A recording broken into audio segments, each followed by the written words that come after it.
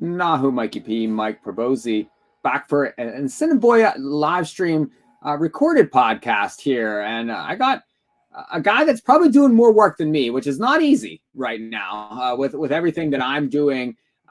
You can see him a lot on NYRA Bets, Twitter, Facebook, I imagine, all over the place doing live streams about a lot of different things, especially Assiniboia Downs. So Matthew DeSantis, welcome to the Players Podcast for Assiniboia Downs. Yeah, Mike, thanks so much for having me. Love talking to Assiniboia Downs and really appreciate you reaching out and asking me to join you for this week's podcast. Well, it's a pleasure to meet you. We're talking off air a little bit, and I know that you're doing a lot of different coverage around the country, especially focused on NYRA. But on Tuesday nights, you've done an Assiniboia Downs live stream that's certainly picking up steam. Yeah, absolutely. So we have a new NYRA Bets YouTube channel, and on Tuesday nights, we do an Assiniboia Downs live stream starting at about 8 o'clock, about 30 minutes or so before the races kick off. And we typically go through about race 4, which is about 10 or 10:30. At some point, I need to get a little bit of sleep during the Saratoga meet, so we usually sign off around then. But we have a lot of fun, kind of live betting, handicapping. I have guests on from across horse racing. I'm really lucky in that one of the gentleman who works here at NYRA used to work at Assiniboia Downs in their racing office. So he really provides a lot of really cool insight about the track and about the connections. And it's just a lot of fun. We have a great community building up. And so definitely something, if people love Assiniboia, make sure to check it out on Tuesday nights on NYRA Bets YouTube. Well, Assiniboia is at a perfect spot in the schedule. Monday nights, Tuesday nights right now. Yep. They'll go back to Wednesdays in August. Not a lot going on in those evenings. They start 8:30 Eastern time. The pick 4 pools have been huge. That dollar minimum for the last 4 races, the handle's up, and really just a side of a niche track, but I think something that everyone should be focused on those Mondays and Tuesday nights if you're looking to bet. I completely agree. The pick 4 is a fantastic wager, $1 minimum bet, low takeout, and it's a player-friendly bet, and it's one that I think those of us who are a little bit more experienced players who love playing. And what I would say in general is Assiniboia is a track that is a fantastic opportunity for beginners to really dip their toe into handicapping and betting, because it's just one surface. You're just focused on the dirt. The field sizes tend not to be too overwhelming. There's only 7 races on the card. It's not like trying to handicap Keeneland in the spring, which is, good luck. You better have a PhD in handicapping if you want to do that. So it's a great track for people of all levels. And like you said, not a lot else going on Monday nights and Tuesday nights. So might as well have some fun. And similar horses too. If you look, you follow the circuit, the same horses are finding each other, and the fields are very similar week in, week out. And that makes a difference too. And I'm a big harness guy. If you're into harness racing, the thing about harness racing is that a lot of the same horses come back week after week to face each other. Well, that helps you develop opinions of certain horses. It helps you look at trips, and these horses come back to face each other, and then you can develop angles and make money. 100%. And you're right about it being very similar to harness in that these horses, obviously up in Canada, they have a very consolidated meet schedule, basically June to September. And so they run these horses, a lot of them, particularly the Manitoba breds and the local horses up there in Canada, they'll run them 10, 12 times during a 3.5, 4-month meet. So you get to know the connections, you get to know the jockeys, you get to know the horses, and you understand the levels. And then you know this as well. When they first start out in the meet, everything's 5 and 5.5 furlongs. Then as it starts getting longer into the meet, the races start going longer, and you start to know, because they run these horses back every year, you start to know who's only good going 5.5 or 6, who's better later in the meet when they start going 6, 7, 7.5, 8, and vice versa. So it's one of those things that you see so many horses come back year after year, so many familiar faces. You're right. It's a great spot to handicap. And you're right, it provides you really great insight and something that is unusual in thoroughbred racing and is much more similar to harness, like you said. Absolutely. Well, we're going to talk late pick 4, but I'm going to give out a spot play to start this. And it comes in race number 2. And this is Tuesday night. We're looking at Tuesday night's races. Assiniboia Downs, again, 8:30 post Eastern time for the post time. Race 2 is 9 o'clock post time. And this is a 4-claimer going 6 furlongs here. I found a horse that's a dropper It's the 7, Wits Tenny 10. Now, third back off the bench here. This horse has been in upper claiming levels here. Now, 75 open claimers at Assiniboia features horses like Half in the Wrapper, horses like Kate's Princess. Way, way, way tougher horses than these horses here. So this horse drops in. Now, the first 2 races do not look like much on paper and has struggled, has finished last in both of those starts, but has prior lines at Century. So if you look at that, this horse can, I think, get a better level here. It's going to be from off the pace. There's plenty of speed, horses that really do not like to win very much. So I would expect a much better effort here off the drop for the 7, Wits Tenny 10, Tuesday night, race number 2. I think that's a good play. And one of the things I'll say is sometimes Assiniboia is unfairly targeted as being a quote speed favoring track. But one of the things I do at NYRA Bets is I actually keep track of the winning trip analysis for all the different races and distances at Assiniboia. And I was going to say the main track is the only track, but the dirt track plays very fair overwhelmingly this meet. So I think sometimes people go, oh, just speed of the speed in some of these sprints. No, it's not that simple. Horses really have been coming from off the pace. And I think that's even been more true this year because you know this, following the colony up there, the jockey colony really has had quite a makeover. And I think you've still seen a lot of newer and younger jockeys not necessarily know how to ride this track yet, or just still trying to get out their internal clocks for how to race this track. So you've seen a lot of horses coming from off the pace and even deep off the pace sometimes in these sprints. So I definitely like that pick and always like looking at those class droppers. I think up here too, especially, and we mentioned the fact that it mimics harness racing. It took me a minute to find a word there, but class means a lot up here. And those 75 claimers up here, the difference between them and the 4 claimers, it's just insane. And when you're playing harness, and I hate to keep going back to this, but class means a lot in harness racing, and big drops in harness racing are significant. And I think up here, that's one thing I do look for, because the class levels are very distinct. And a drop like this is, I think, exceptional. Yeah, I agree. I mean, you mentioned a horse like Kate's Princess, who this one ran against 2 back. I mean, that horse has no business being a $7,500 claimer. I mean, that's a really good horse, and has reeled off, if I'm not mistaken, 3 straight wins now to Assiniboia. So has been going in a very good form recently. So yeah, I agree with you. Those class drops, you're right. Even from like 5,500 to 4, 7,500 to 4. You're right. I mean, there's huge differences going from optional claiming 10 to claiming 75. You know, all these drops, the purse money, it might seem minimal, but they're massive drops in class. Let's look at the pick 4 on Tuesday night, and it starts in race number 4. 7 races there Tuesday at Assiniboia Downs, and it's a 3 life claimer going 6. Matt, how are we going to light the candle? Yeah, I think this one is funny. You just mentioned class drop, and there's a horse in here with a very obvious class drop, which is the number 6 Happy Hour, 2-1 for Jared Brown. This one's coming out of Stakes Company and actually won an allowance level race 2 back, going 6 furlongs. The 2-1 on the morning line. One of the things about Assiniboia, it does tend to be a little chalky, and so you do tend to see favorites performing very well at the track. So I think that one looks really good. I don't know if I felt strong enough to make that one a single, so I am going to include the number 2 Rose of Mooncoin, easy for me to say, for Wendy Anderson. She has been a trainer that's had a little bit of seconditis this meet. She's only won 8% of her races, but has actually finished second 24% of the time. So kind of interesting to see that dynamic. You could imagine some of those firsts might start turning, or seconds might start turning into first. This one won at a 12-5. Non-winners of 3 last time out when it didn't even meet the condition. This was only a horse that had won 1 career race, was running against tougher horses in that regard, got the win still, now is going to fit the condition a little bit better as a non-winner of 3. Looking at this race, and a lot of these horses come out of that July 16th race, that 3 life, that Rose of Mooncoin did win, and faced Highlander's Edge. Those 2 sort of went 1-2 around the racetrack and dominated that race. My problem with the 2 was just an absolute stone cold perfect trip in the race, and just right off the speed, and was able to kind of kick by late.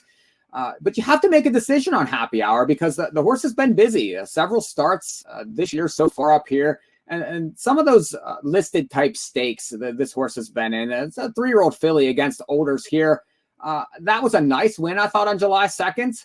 And then, 7.5 furlongs there on July 15th, going for 50, just a stinker, basically, really was never involved. Now they're in for 10,000 here. So I don't know how I feel about that. To add a tag, a horse that's been protected for quite a bit during the meet, I'm going to single here, but only because I don't trust the horses coming out of that race on July 16th. Yeah, I'm also a little skeptical of that drop as well. And like you said, a horse that's been protected this whole time and has run a lot of really against very tough company. Jared Brown, the trainer of the number 6 Happy Hour, is one that runs a lot of horses up here, has a pretty good barn up here, has a pretty high win percentage, has not been winning at quite the same rate this year as he has in previous years. He was typically a 20, 25, sometimes 28% trainer in previous years. This year, closer to 15%. So something to keep in mind. But you're right. This is a horse that's going to force you to make a decision early on. I'm going kind of skinny in the first 3 legs, so I'm hedged a little bit on that, on the way that I'm using the number 2 in this one. But definitely going to be an interesting race. Move on to race number 5. It's a maiden 75 6 furlongs. And another horse here, I think you have to kind of make a decision on in the 9. What say you? Yeah, I'm kind of doing the same thing again, but I agree with you. The 9 is one that is an interesting horse, in that this horse broke its maiden technically 3 starts back, but was disqualified from purse money and is now still technically a maiden. But the last 2 times was running against tougher company, running against optional claiming 10, claiming 62, non-winners of 2, and now is dropping back in against maiden company. I'm including this one on my ticket. But this is a tough one to get around, because I do really like the 2 Steve Gaskin runners, the number 3 Lola Lee at 2-1, and the number 4 Pam's Awesome at 5-1. I think both of those are interesting horses.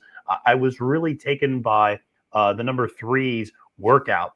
You don't really see a lot of Assiniboia Downs horses work out in between races, and it was notable that Gaskins put this one on the workout track and fired off a 3 furlong bullet on July 23rd.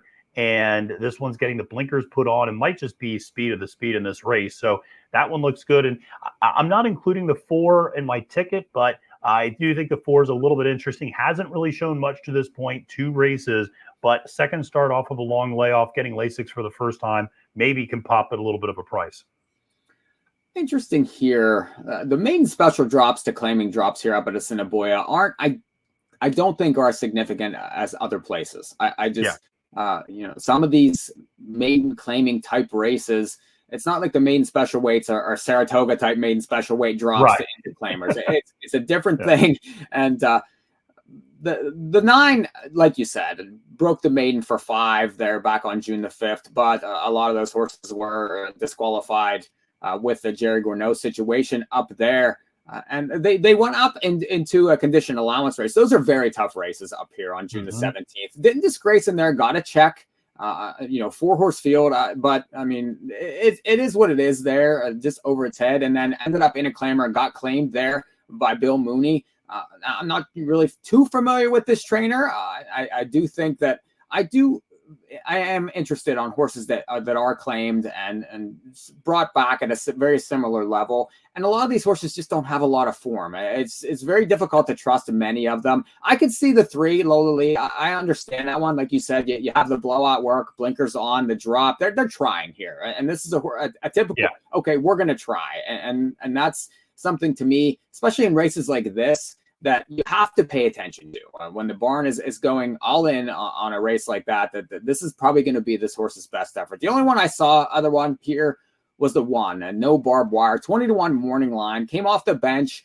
and that race back in September here for 62.50. Not bad, just missed the neck. Probably needed that last race, and that was state bred. Again, the state bred versus open here. There are times when the classes match up, sometimes not so much. Very tricky to be able to read. You have to follow the circuit to know which ones are better. I don't think this horse will take much money, but it has some back lines. probably should be better here. 21 morning line could be an include, especially on the B line. Yeah, absolutely. I think you're right about those Manitoba bred races and the state breds, or provincial breds, because so many times you can sometimes see an open company race that has 6 Manitoba breds in it, and while it's not registered as an official state bred race, it might as well be. So it's sometimes making that distinction between open company versus not can be kind of misleading up at Assiniboia. Race number 6 at Life 5 Clamor going 5.5, pretty wide open. Yeah, so this one is kind of an interesting race in that you have a very heavy even money favorite in the number 4 Mary Koo, even money, as I said, and this one's dropping down significantly in class from running against Allowance N2L Company and running well. And so for me, this was the single. I'm just going to use this one, and I feel like either you single this horse or you try to beat this horse. There's kind of not a lot in between here. And so I'm going to try to single this horse. And the reason I feel maybe a little bit more confident in this one as opposed to others is this is a horse that was still showing good form against Allowance Company. It's not as if this horse was running 15 lengths back and now suddenly you see this huge class drop and you go, maybe the horse lost something. Maybe the trainer's trying to get this one out of the barn, etc. This one's been running competitively. It's finished in the money the last 2 times out against much tougher company, and now is taking this class drop. So has outstanding early speed and should be, either up front or very close to it. And just gonna, like I said, single this one and move on. Hopefully, we can move on to the next race. Tell me, Matt, what's your take on the fact that this horse is in for 5,000 here? I'm sure that the horse is not exactly a huge high-priced horse necessarily that they had to pay a lot of money for, but this horse is racing well in $18,000 allowance races and now shows up in a tag for 5,000. That was the thing that really bothered me. It's concerning. Like I said, the fact that the horse has been showing good form, it makes it less concerning. So I do get really worried sometimes when I see a horse that's form has really dropped off and then suddenly they're in for the tag, and it's like they just want to get this horse to somebody else, and they're hoping that they are paying attention to previous form. And look at that. The one thing I will mention, you brought up the Jerry Gorno situation. I do wonder, used to be a Gorno horse that's now with Lee Delaronda. I do wonder if they're just maybe trying to downsize that operation. And we've started to see some of his horses dropping into claimers a little bit. And so that's why maybe I'm not quite as suspicious as I would be in other circumstances. I get it. That was a bit much for me. So I'm going to try to beat it. And I think if you try, you have to kind of cast a wide net. The 5 Cuss and Cat, 1-2 back versus 2 life, back to a 2 life spot here. And last time, really, you have to kind of throw that race away. And Not Afraid is a much better horse than these horses. So I do think that one plays very well. The 1 is another one I'm interested in. Bits of Lemon Drop. 5-1 morning line. Second at this level last time. And gets an inside draw. It's probably going to be from off the pace. Now, this one has a lot of shares. 9 shares in seconds and thirds in 13 starts. So always around it. So consistent enough. If the favorite doesn't fire here, I'm interested in that one. And then the 2 outside horses, the 8 Princess Belle. This horse has another trainer change. And this barn's very sharp. 27% tap horn. So I like that off the barn change. 20-1 morning line. And then the 9 Awareness Autism, 6-1 morning line, was claimed by the top barn last time off a speed win. And this is a logical spot for that one. The last 2 races, speedy, pretty good, lightly raced, is a use for me.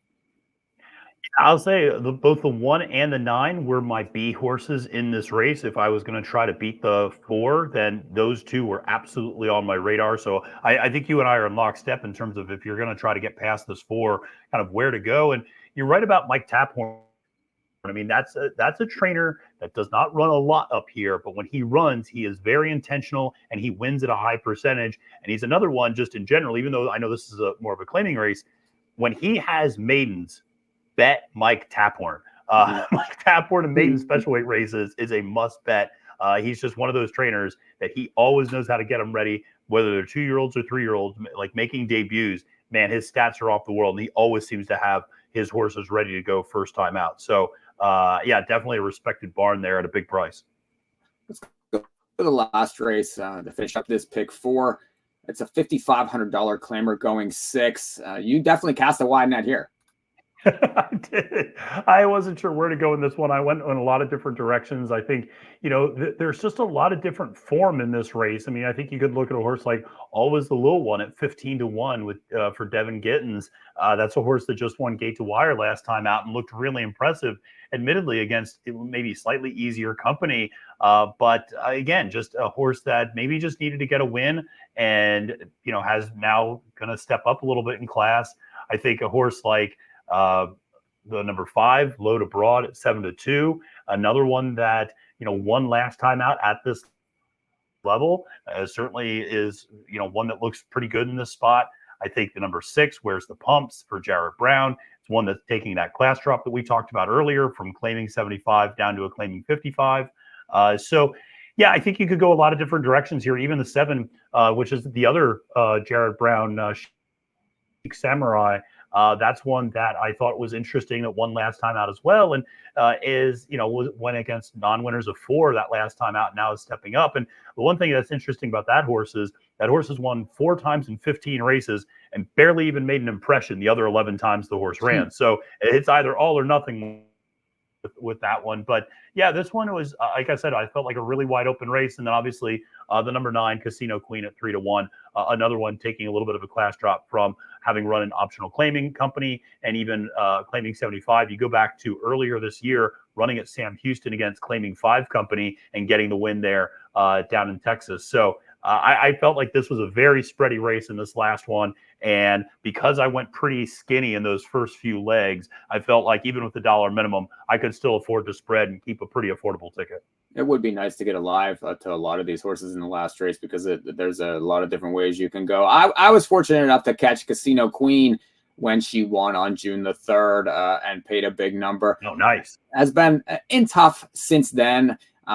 We talked about Kate's Princess, Half in the Wrapper, and this horse has respectable lines against those horses. So that one's a use, but I agree. I think it's pretty wide open. And a lot of the ones you like, I like the 5, the 6, the 7, all very playable in the race.